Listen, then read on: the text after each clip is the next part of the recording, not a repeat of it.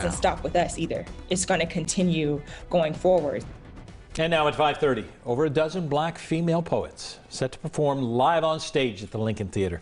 All part of a Black Women Rise Poetry Collective. Good evening, everyone. Thanks for being with us at 5:30. I'm Brad Johansson. And I'm Darlene Hill. Now, this is a group created by local Columbus poet Barbara Fant. NBC4's Jonathan Jackson joining us now live in the newsroom. Jonathan, you spoke with Barbara earlier today on the need for these types of performances and what audience members can expect going into tomorrow.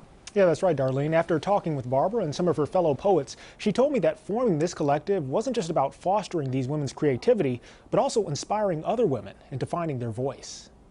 Here inside the Lincoln Theater, 16 black women of all ages and backgrounds will come together on stage for a live poetry performance.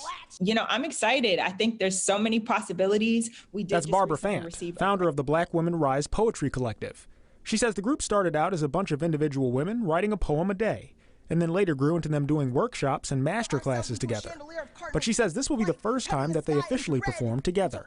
I think one of the main things that I want us to get out of this is that poetry can carry the stage, right? That we don't need all these extra things, that our voices are enough, that our voices matter. And some of the women performing are from right here in Columbus. So I'm talking about my femininity, I'm talking about my Blackness, I'm talking about my religion, I'm talking about class, I'm talking about all the things that impact, who I am.